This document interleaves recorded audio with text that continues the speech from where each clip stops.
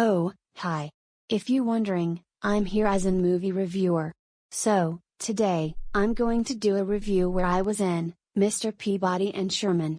The plot follows Mr. Peabody, Ty Burrell, the most accomplished canine in the world, and his boy, Sherman, Max Charles, as my friend, use a time machine called the Wayback to embark on outrageous adventures. However, when Sherman takes the Wayback without permission to impress me, Ariel Winter, he accidentally rips a hole in the universe and causes havoc with world history.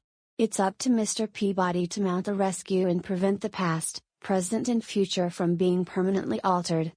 So when I have my speech about the plot done, I'll give you guys the reasons why Mr. Peabody and Sherman should go back in time. 1. The film manages to make a concept of an animated movie involving time traveling way better, as the historical figures here are more faithful to their original counterparts, not all of them like King Tut, unlike Free Birds, which got that wrong due to its poor grasp to the first Thanksgiving. 2. Character development. From the beginning, I was being rival to Sherman because of Sherman's knowledge of the apocryphal nature of the George Washington cherry tree anecdote, until I have becoming likable and being a friend to Sherman after I've apologizes for my actions throughout the movie as the story progresses. 3. The animation is amazingly well crafted, and stays true to the designs from the original source material by DreamWorks animation standards for Pacific Data Images. 4. To add more to the previous pointer, it has beautiful visuals that feel like they came from a Disney Pixar film,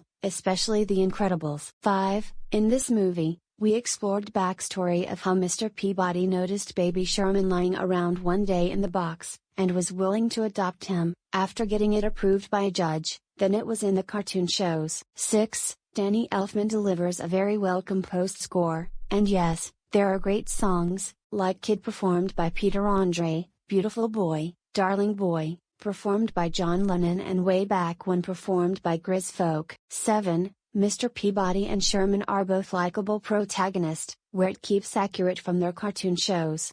Also, Mr. Peabody is a nicer person in this film than in the original cartoon it's based on, since this version sees Sherman as an actual son rather than his servant. 8. Fantastic direction skill of Rob Minkoff, the same director behind 1994's The Lion King and the first two Stuart Little films. On that topic, his directing in this movie is a huge improvement over 2003's The Haunted Mansion, 2008's The Forbidden Kingdom, and especially 2011's Flypaper.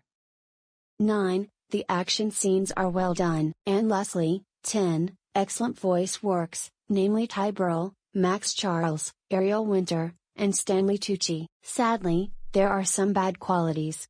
So let's give it some 3 reasons. 1. Some scenes are too intense for its target audiences, like how Mr. Peabody controls the animal mind and him nearly getting beheaded. 2. I was unlikable at times, but at least time get better as the story progresses. And lastly, 3. Although intentional, Ms. Grunion is an extremely unlikable antagonist where she says one point, it's normal for children to tease.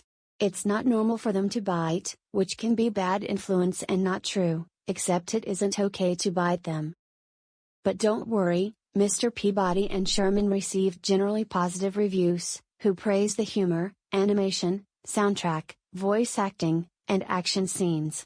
Review aggregation website Rotten Tomatoes gives the film a score of 81% based on reviews from 135 critics, with an average rating of 6.6. The website's consensus reads, Mr. Peabody and Sherman offers a surprisingly entertaining burst of colorful all-ages fun, despite its dated source material and rather convoluted plot.